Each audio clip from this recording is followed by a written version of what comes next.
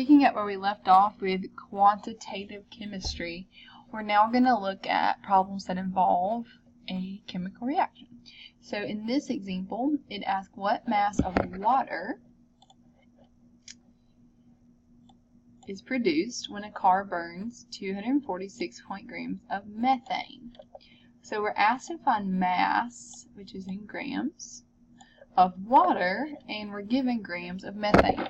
Now those are two completely different substances, methane and water, so we know that there must be a chemical reaction taking place if we're going to make make water using methane. So the first step whenever you're doing a reaction a problem involving a chemical reaction is to write a balanced equation. So methane burning, that balanced equation is written as CH4, that's methane, plus O2. We always add O2 whenever we're burning anything. And in a normal combustion reaction, which is what type this is, we can label that over here. This is a combustion reaction. We're going to produce carbon dioxide and water. Now the only problem here is this equation isn't balanced. So if you look on this side, we have 4 hydrogens, and over here we only have 2. So we need to add a 2 to balance our hydrogens. Then if we look at our oxygens, we have 2 here, 2 more in water for a total of 4. So I need to put a 2 out here to balance my oxygen. So step 1, if you have a problem involving a reaction, is always to write a balanced equation.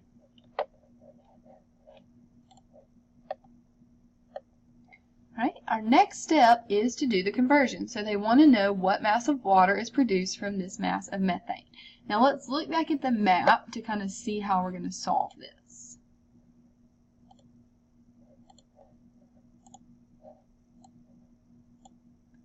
So looking at the map, we have grams of methane that was given to us, so that's a mass. But we're also asked to find a mass of a different substance. So this is where we know we have to go across the map if it's a different substance. So we're trying to find the mass of water. So first, we're going to change the grams of methane into moles of methane using grams over moles. But we're going to have to flip that to get to moles. Then we're going to use the mole ratio from the balanced equation, of course, and then we can change moles into grams. So it's going to be a 1, 2, 3 step problem. So looking back at the problem, our first step is going to be to convert those grams into moles. So 1 mole over the molar mass of that substance. Second step is going to be our ratio from the balanced equation. So we're going to put water on the top, because that's the substance from the balanced equation that we're looking for, and methane on the bottom. Now notice the 2 with water coming from the balanced equation, and the 1 for methane also coming from the balanced equation. So this is how you write the ratio step. You put the compound you're looking for on the top, and the compound you want to cancel on the bottom, and that's moles of each, and then your coefficients. So we've gone from grams to moles, and now we're going to go back to grams, but this time grams of water. So grams are going to go on the top. That's 18.02, the molar mass for water, over 1 mole of water. So then we're going to multiply and divide across, and you should get 553.6 approximately, that many grams of water. Alright, so let's walk through those steps one more time. When we start with grams, our first step is always going to be to change it to moles. Really, no matter what we have, that's going to be our first step if we're doing a problem involving a balanced chemical equation. Once we get to moles, we then can use the mole ratio from the balanced equation. So we have that 2 on water from the balanced equation. And methane needs to cancel, so methane's on the bottom with that 1. From there, we need to go to grams, so we put the molar mass of water on the top, because that's what we're looking for grams of, divided by 1 mole.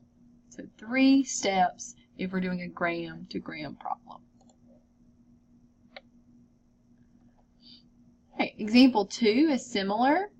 how many grams of carbon dioxide and iron are produced when 114 grams of carbon monoxide gas is added to a vessel containing excess hot iron 3 oxide. Phew. Okay, let's look at what we're doing here. Grams of carbon dioxide and Fe is what we're looking for. Okay, those are our two goals. Grams of carbon monoxide gas is what we're given. So we know it's a reaction because they're talking about stuff being produced. They give us carbon monoxide and ask us to find iron. We know we can't just get iron out of carbon monoxide. We got to be reacting it with something. So we need a balanced chemical equation to start. So we have two things reacting. We have carbon monoxide, so CO, reacting with iron 3 oxide.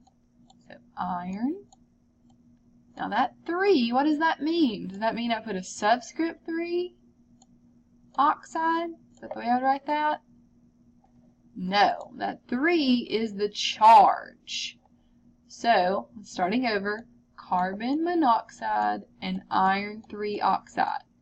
Iron 3 is the charge on iron, and oxygen's charge is 2. So if there's a 3 on iron and a 2 on oxygen, that's going to be Fe2O3. Those are going to react to produce carbon dioxide and iron. It said are produced. So carbon dioxide and iron. Alright, let's look at the balancing here. I've got 1 carbon, 4 oxygens, only 2 oxygens. If I put a 2 here, that's going to make 4 oxygens, but that's going to make 2 carbons. So I can try that. So that's 2 carbons. Over here I only have 1 carbon, so I have to put a 2 here. But now that makes 5 oxygens. Okay, let's maybe try a different number. I'm going to switch colors here. Let's see what would happen maybe if we put a 3 here and a 3 here. I have to keep those two numbers the same because those are my carbons, and 2's didn't work, so I'm just going to try a different number. So if I put a 3 there, that makes 3 carbons and 3 carbons.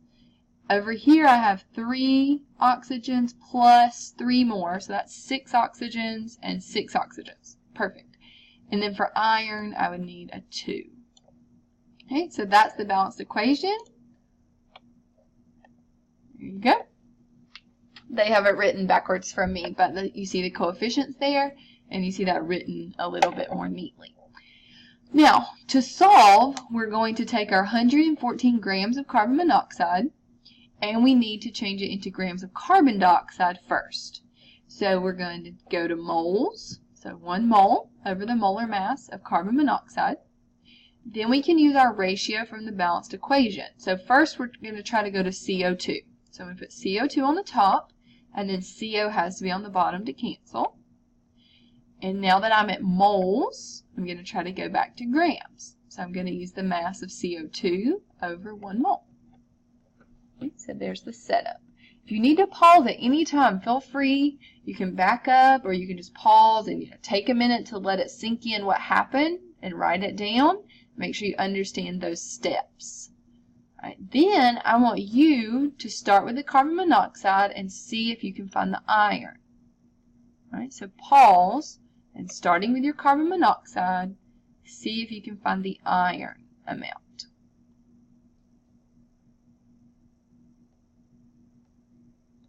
Right, you should have solved by yourself. Okay, make sure you're taking the time to do that. If you're just watching me, you're not really learning. Right, and there you see the setup and the correct answer for iron. So if you made a mistake, that's okay. This is the time to make mistakes when you're watching these videos, and you can correct them. Write down any questions you have or anything that you don't understand. Example 3. What mass of sodium bicarbonate? You've got to know your vocabulary, okay? Because if you don't know what sodium bicarbonate is, then you're like, huh? How would I solve this? but what mass of sodium bicarbonate is needed to produce 32 grams of sodium carbonate? And they give us the balanced equation so kindly. So we're taking our grams of sodium carbonate and changing it into grams of sodium bicarbonate. And so you kind of know the drill by now. Got to change grams into moles. And that molar mass comes from the periodic table. Then I need to use my mole ratio from the balanced equation. And then go back to grams. 51 grams of sodium bicarbonate is required to produce 32 grams of sodium carbonate.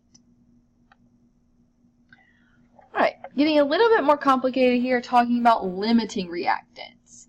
If you have a set quantity of two different reactants, one's going to get used up and the other one's going to be left over. Okay?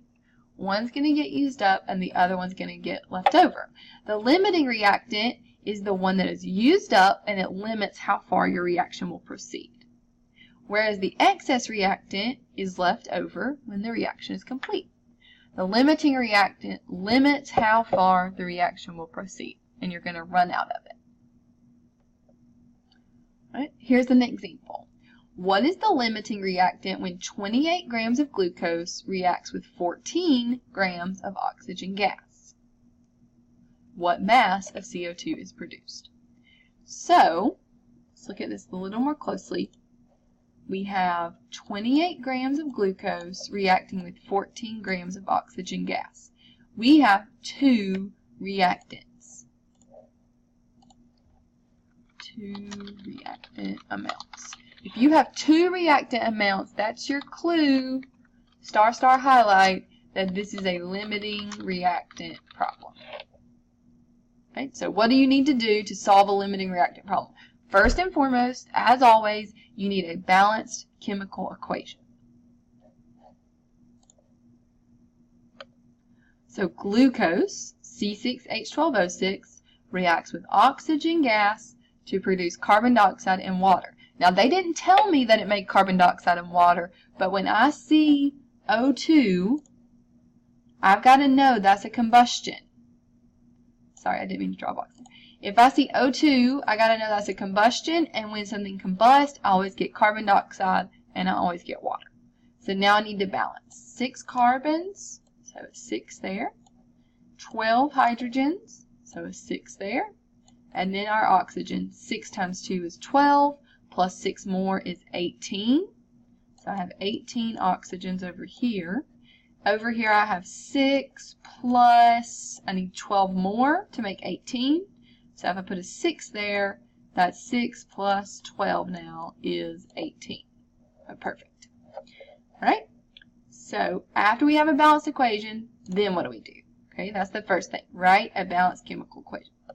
Then you want to find the mass of, here they say CO2, but for any problem you want to find the mass of, let's add this right here, some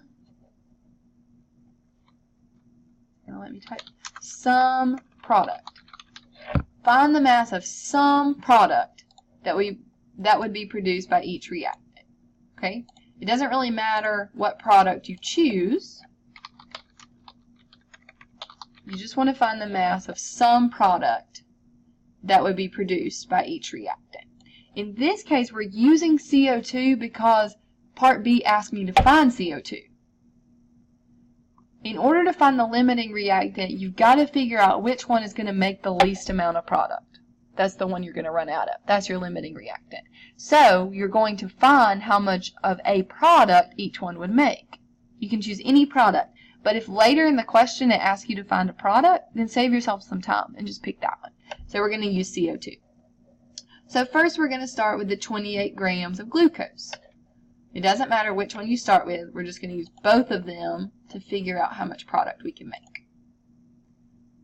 All right, so starting with the 28 grams of CO2, or excuse me, of glucose, I'm going to figure out how many grams of CO2 I can make. So I'm changing that to moles. Then I'm using the mole ratio from the balanced equation. and then going back to grams, and using the glucose, I can make 41 grams of carbon dioxide. Okay, now let's use our other reactant and see how much we can make. So 14 grams of oxygen is how much I have. Change that to moles.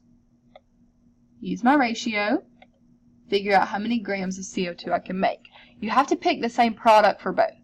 So if you have two reactants, figure out how much of some product you can make with both. And using the oxygen, I can make 19 grams of carbon dioxide. Now remember, back on the glucose, I can make 41 grams of carbon dioxide. But here, I can only make 19 grams. Compare the two masses that you produced. The reactant that produced the smallest quantity is your limiting reactant. So 19 grams produced from the oxygen is a lot less than 41 grams that I could produce from the glucose. Because oxygen produced the lesser amount, oxygen is the limiting reactant. And 19 grams of CO2 would be produced, in theory. Now the reason we say in theory